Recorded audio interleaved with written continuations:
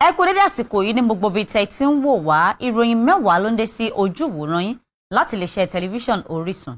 Sekinat Ọláìdérájí ní orúkọ mi. A ó bẹ̀rẹ̀ ìròyìn tèmi pẹ̀lú eré ìdárayá. Ẹ kú ìkàlẹ̀. Ikọ̀ ẹgbẹ́ agbábọ́ọ̀lù Fulham ti padà sínú àgbàgbùta English Premier League lẹ́yìn tí ikọ̀ ń gbówúrò sójú ikọ̀ Brentford ní àmì ayò 2-1 níbi ìfẹsẹ̀wọnsẹ̀ tó wáyé lọ́jọ́ Ìṣẹ́gun ní pápá ìṣeré Wembley. Adẹ̀yìnmú fún ikọ̀ Fulham Joe Brown ló fẹ́ jẹ́ akọni ọjọ́ náà níbi ìfẹsẹ̀wọnsẹ̀ àṣekágbá Championship playoff níbi tí ó ti gbá góòlù 2 sínú àwọn ní abala àfikún ìyẹn extra time lẹ́yìn tí ikọ̀ méjèèjì ti fi orí gbárí ní 90 ìṣẹ́jú ṣùgbọ́n tí wọ́n parí rẹ̀ sí 0-0. Erin Dinsgland tí ó gbá góòlù kan wọlé nínú. Ẹ káàbọ̀ padà. Ìṣẹ̀lẹ̀ ìdúngbàmù àdó olóró wáyé ní ìlú Beirut ní orílẹ̀-èdè Lebanon níbi tí ọ̀pọ̀ ẹ̀mí àti dúkìá ti ṣòfò. Ẹ jẹ́ ká lọ wo bí ìròyìn náà ti lọ. Ìṣẹ̀lẹ̀ ìdúngbàmù àdó olóró ti ṣẹlẹ̀ ní orílẹ̀-èdè Lebanon níbi tí ọ̀pọ̀ ẹ̀mí ti ṣòfò tí ẹgbẹ̀rún lọ́nà ẹgbẹ̀rún sì farapa yánnayànna. Yàtọ̀ sí eléyìí, ariwo àti ìkìlẹ̀ ìṣẹ̀lẹ̀ ọ̀hún la gbogbo ìlú náà já tó sì fọ́ ilẹ̀kùn àti fèrèsé ọ̀pọ̀ ilé lórun nínú ìṣẹ̀lẹ̀ náà tí ọ̀pọ̀lọpọ̀ dúkìá sì ṣòfò. Mínísítà fún ọ̀rọ̀ abẹ́lé lórílẹ̀-èdè Lebanon wá sọ wípé ó ṣeéṣe kó jẹ́ àwọn ohun kan tó ń jẹ́ ammonium nitrate ló ṣokùnfà ìṣẹ̀lẹ̀ náà. Mínísítà àgbà lórílẹ̀-èdè ọ̀hún ìyẹn Prime Minister Hassan Diab tí ohun tí àwọn aláṣẹ orílẹ̀-èdè ọ̀hún tọ́ka wípé ó ṣeéṣe kó jẹ́ ammonium nitrate ọ̀hún ló ṣokùnfà ìdúngbàmù náà èyí tí ìkìlọ̀ sì ti wà lórí rẹ̀ látinú ọdún 2014. Ammonium nitrate ọ̀hún ni wọ́n ti kó jọpọ̀ sójú kan nínú ilé ìkẹ́rùsí kan ìyẹn warehouse tó sì ti pẹ́ níbẹ̀. Àwọn ìjọba káàkiri orílẹ̀-èdè bíi United Kingdom, France, USA, Canada àti Israel ló ti ń nawọ́ ìrànwọ́ sí ìjọba ilẹ̀ Lebanon èyí tó ti wà ní bèbè ìdẹnukọlẹ̀ tó ọrọ̀ ajé báyìí. Ní ìlú tó ń jẹ́ Beirut ní ìṣẹ̀lẹ̀ náà ti ṣẹlẹ̀ àmọ́ ó mì gbogbo ìlú náà já. Ẹ̀wẹ̀ lásìkò tí a kó ìròyìn jọ àwọn 180 ló ti gbẹ́mìí mì nínú rẹ̀ tí àwọn ẹgbẹ̀rún 4 sì ti farapa yánnayànna. Ẹ káàbọ̀ padà. Àmọ̀ràn ti jáde sí àwọn ọ̀dọ́ orílẹ̀-èdè Nàìjíríà láti mú iṣẹ́ wọn àti ohun tí wọ́n bá mọ̀ ṣe ní pàtàkì. Àmọ̀ràn yìí ló wá láti ẹnu ẹni tó jẹ́ gbajúgbajà olórin tàkasúfèé ìyẹn Kórèdé Bello. Ẹ jẹ́ ká lọ gbọ́ bí ìròyìn náà ti lọ. Àmọ̀ràn ti jáde sáwọn ọ̀dọ́ tó nífẹ̀ẹ́ láti di ìlúmọ̀ọ́ká lágbolé orin àti amúlùdùn láti múra wọn ní pàtàkì kí wọ́n má kó yan ara wọn kéré kí wọ́n má sì wo ara wọn gẹ́gẹ́ bí ẹni tí ó ṣẹ̀ṣẹ̀ ń dìde bọ̀ ìyẹn upcoming artist àmọ́ kí wọ́n wo ara wọn ní ipò ìlúmọ̀ọ́ká tí wọ́n fẹ́. Àmọ̀ràn yìí ló jáde láti ẹnu ìlúmọ̀ọ́ká olórin tàkasúfèé Kórèdé Bello nígbà tí tẹlifíṣàn Orisun fi ọ̀rọ̀ wá lẹ́nu wò.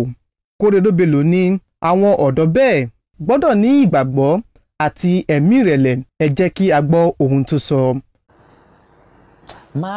Má wo rẹ̀ less, you know. má gúnyán ẹ̀ kéré. Àwọn èèyàn lè gúnyán ẹ̀ kéré but you when you dey pound your own yam no má gún kéré má wo rẹ̀ bí upcoming má wo rẹ̀ bí pé so mo máa ní pé have the attitude of humility but have the consciousness of confidence. So wá ní ọkàn ìrẹ̀lẹ̀, I think that's humility. Wá ní ìrẹ̀lẹ̀ but also need the ìgboyà. I hope I'm correct. Ìgboyà is confidence. So need ìrẹ̀lẹ̀ àti confidence àti ìgboyà. Torí tó bá fẹ́ jẹ́ èèyàn láyé, o need láti wo rẹ̀ in that state already. Tó bá fẹ́ jẹ́ mega superstar, wàá bẹ̀rẹ̀ sí máa gbogbo nǹkan tó ń ṣe, àwọn actions tó ń take. Tó bá fẹ́ jẹ́ bí tó bá fẹ́ jẹ́ Wizkid nsìn, ó láwọn nǹkan tó lè máa ṣe tí kò yẹ kó máa ṣe torí pé o need láti máa take actions to match destiny yẹn.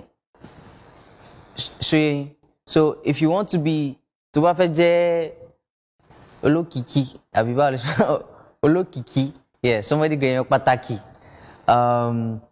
o lè máa take àwọn actions bíi tí o bá ibi tó ń lọ mu. Ó sọ wípé òun bẹ̀rẹ̀ iṣẹ́ orin pẹ̀lú ijó jíjó ní iléèwé. Láti bẹ̀ lọ òun sì bẹ̀rẹ̀ kíkọ orin sílẹ̀ nítorí láti kékeré lòun ti nífẹ̀ẹ́ láti máa mú inú àwọn ènìyàn dùn. Kò ṣàìsọ wípé irú ẹni tóun jẹ́ lọ́dún 5 sẹ́yìn kọ́ ni òun jẹ́ báyìí àti wípé orin tóun kọ jẹ́ èyí tí ń mú inú àwọn ènìyàn dùn. Nígbà tí tẹlifíṣàn Orisun béèrè lọ́wọ́ rẹ̀ ẹni tó ń wò gẹ́gẹ́ bí àwòkọ́ṣe tí orin rẹ̀ sì ní ipa lórí orin rẹ̀, ìyẹn biggest music influence, ó ní olóògbé Michael Jackson àti àwọn àgbàgbọ́ olórin mìíràn. Amúlùdùn ni mí, so gbogbo àwọn orin tí máa ń kọ mo fẹ́ kó máa múnú àwọn èèyàn dùn. I want to be able to put expressions of joy, love and hope out there. So regardless of the brand tí bá ṣe, Orisun mi nìyẹn. Thank God say na Orisun be this. Orisun mi nìyẹn. So kò bá jẹ́ anywhere tí bá lọ tí bá rebrand sí, Orisun mi ni pé mo fẹ́ máa communicate emotions of joy, love and hope. Lórí àrùn COVID-19 tó wà níta, Kóredé Bello sọ wípé àrùn náà ti ní ìpalára lórí ìpinnu rẹ̀ láti rin ìrìn àjò afẹ́ fún orin rẹ̀, ìyẹn tour, gẹ́gẹ́ bí ó ṣe jẹ́ ohun tó ní lọ́kàn láti ṣe nínú ọdún tí a wà yìí. Ó ní ohun tí àrùn COVID-19 ti kọ́ òun ni wípé ẹni ń bá ní ìlera ló lè gbélé ayé, kò kan olówó kò sì kan tálákà, kí ara ṣáà ti wà ní àlàáfíà ló ṣe pàtàkì. Ẹ gbọ́ ohun tó sọ. Ó fi gbogbo wa. Pandemic fi gbogbo wa o. Ó be small thing. Ó bá wa ń lé o. Torí pé plan mi fún 2020 ni pé kí n máa tour. Ó ti pẹ́ tí mo release orin, so gbogbo plans wà ní pé a máa tour everywhere. A máa tour around and bó ṣe ní pé a lè jáde pé ilé náà máa wà. So ó fi wá díẹ̀ and but adúpẹ́ lọ́wọ́ Ọlọ́run ṣá pé at least ẹ̀mí yìí wà. Téèyàn bá wà láyé ẹ ṣáà máa dúpẹ́ náà ni àbí. Lákòótán, Kóredé Bello rọ ìjọba láti ṣe àtìlẹ́yìn fún oògùn àti egbògi ìbílẹ̀, ìyẹn ewé àti egbò lórí àrùn COVID-19. Ẹ gbọ́ ohun tó ti sọ. Solution tí mo lè prefer lóòótọ́ kí ká tó rí antidote wọ́n ní pé ó máa tó bí next year, and the truth is mo understand pé àwọn èèyàn ní láti, torí tó bá wà nílé ò lè jẹun náà, àwọn èèyàn ní family láti take care of, but mo fẹ́ ká consider homegrown solutions. Àwọn ìbílẹ̀ medicines wa, we need government to sponsor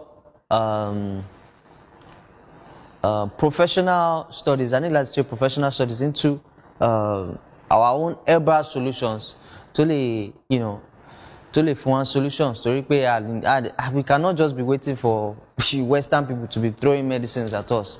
Torí pé àwọn náà alọ́gbọ́n àwọn ewé àti gbò ewé àti kí ló máa ń pè, but yes, homegrown solutions I need láti tójú bọ́ ibẹ̀. Elijah Adégòkè ló jábọ̀ rẹ̀ fún tẹlifíṣọ̀n Orisun. Ẹ káàbọ̀ padà. Òye ti ń fojú hàn wípé bí húrùn ọ̀rọ̀ àrùn COVID-19 ṣe ń kásẹ̀ nílẹ̀ díẹ̀díẹ̀ ní àwọn apá ibì kan. Lílọ bíbọ̀ títà rírà kò dúró rárá ní ìpínlẹ̀ Èkó. Ẹ jẹ́ ká lọ wo ìròyìn bó ṣe ń lọ. Òye ti ń fojú hàn pé bí húrùn àrùn COVID-19 ṣe ń dínkù díẹ̀díẹ̀ kò dí ètò ọrọ̀ ajé lọ́wọ́ ní ìpínlẹ̀ Èkó, nítorí lílọ bíbọ̀ ọkọ̀ kò dúró, bẹ́ẹ̀ sì ni títà àti rírà náà kò gbẹ́yìn. Bí ó tilẹ̀ jẹ́ wípé nígbà tí àrùn náà kọ́kọ́ bẹ́ sílẹ̀, gbogbo ènìyàn ní ìjọba ní kí wọ́n fara mọ́lé fún ìdènà ìtànkálẹ̀ rẹ̀. Àmọ́ ní báyìí tí gbogbo ẹ̀rù àti ìpayà tó wà lọ́kàn àwọn ará ìlú nígbà náà ṣe ń dínkù díẹ̀díẹ̀, kò dín ètò okòwò lọ́wọ́ rárá ní ìpínlẹ̀ Èkó. Olókoòwò ń lọ sọ̀rọ̀ ajé, àwọn òṣìṣẹ́ ìjọba ń lọ ibi iṣẹ́ wọn. Bẹ́ẹ̀ ni àwọn ọmọ iléèwé ti ń padà sẹ́nu ẹ̀kọ́ wọn díẹ̀díẹ̀ bí àwọn tó fẹ́ ṣe ìdánwò àṣekágbá ṣe padà sí kíláàsì báyìí láti gbáradì fún ìdánwò West African Senior School Certificate Examination. Bẹ́ẹ̀ sì ni ìgbàgbọ́ wà wípé àwọn olùjọ́sìn yóò bẹ̀rẹ̀ ìjọ́sìn wọn láti ọjọ́ àìkú tó ń bọ̀ látàrí bí ìjọba ìpínlẹ̀ Èkó ṣe pàṣẹ wípé òté tó wà lórí wọn ti kúrò, àmọ́ tó ti ń mú kí àwọn ará ìlú máa béèrè bóyá ó ṣeé ṣe kí ohun gbogbo padà sí bí ó ti wà tẹ́lẹ̀ kí àrùn COVID-19 tó bẹ́ sóde. Ẹ káàbọ̀ padà. Ẹni tó jẹ́ alámòjútó ìjọ oníràpadà ìyẹn Redeemed Christian Church of God, ẹni ọ̀wọ̀ Enoch Adébóyè ti ké sí àwọn ọmọ ìjọ náà láti rí dájú wípé wọ́n padà sí inú ilé ìjọsìn ní ọjọ́ àìkú tó ń bọ̀ yìí látàrí bí àṣẹ ìjọba ìpínlẹ̀ Èkó àti ìjọba ìpínlẹ̀ Ògùn ti wáyé wípé wọ́n ti gbé òté tó wà lórí àwọn ilé ìjọsìn kúrò. Ẹni ọ̀wọ̀ Adébóyè fìdí rẹ̀ múlẹ̀ wípé bí ó tilẹ̀ jẹ́ wípé àwọn ẹ̀sìn kọ̀ọ̀kan yóò sì máa wáyé lórí ayélujára, síbẹ̀ ó ṣe pàtàkì fún àwọn olùjọ́sìn láti máa farahàn níwájú Ọlọ́run ní ilé ìjọsìn nítorí ó máa ń mú ìbùkún púpọ̀ wá. Nínú fọ́nrán kan ni pásítọ̀ náà ti sọ gbogbo eléyìí. Ó sọ wípé kí àwọn ènìyàn má ṣe rò pé ṣíṣe ẹ̀sìn ní ilé yóò máa wà bẹ́ẹ̀ títí láé.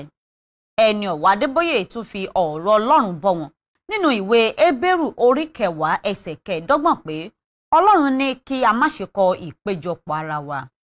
Pásítọ̀ ọ̀hún sọ wípé ọ̀pọ̀ ènìyàn ló máa ń sọ wípé kò sí ibi tí Ọlọ́run kò ti lè gbọ́ àdúrà àti wípé bí ènìyàn bá gbàdúrà nínú ilé rẹ̀ Ọlọ́run yóò gbọ́.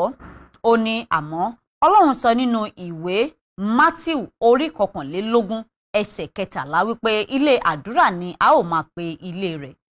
Ó ní Ọlọ́run fúnra ara rẹ̀ ló fi ilé rẹ̀ ṣe ilé àdúrà tó sì jẹ́ ìdí tí orin Dáfídì orí 22 ẹsẹ̀ 1 fi sọ wípé inú mi dùn nígbà tí wọ́n sọ fún mi wípé kí a lọ sí ilé Olúwa nítorí níwájú Olúwa ni ẹ̀kúnrẹ́rẹ́ ìbùkún wà. Gbogbo ọ̀rọ̀ yìí ló ti ẹnu ẹni ọ̀wọ̀ Adébóyè jáde. Lákòótán ẹni ọ̀wọ̀ Adébóyè sọ wípé bí ó ti hàn wípé ọ̀pọ̀ orílẹ̀-èdè kò tíì fi àyè gba àwọn olùjọ́sìn láti padà sínú ilé Ọlọ́run. Nítorí náà ìsìn orí ayélujára yóò sì tẹ̀síwájú, àmọ́ kò gbọdọ̀ jẹ́ ìdí tí àwọn ènìyàn kò fi ní lọ sí ilé ìjọsìn tí Ọlọ́run ti fi orúkọ wọn sí. Ní báyìí a ó dánu dúró díẹ̀, ìròyìn mẹ́wàá ṣì ń tẹ̀síwájú. Ẹ kú ìkàlẹ̀.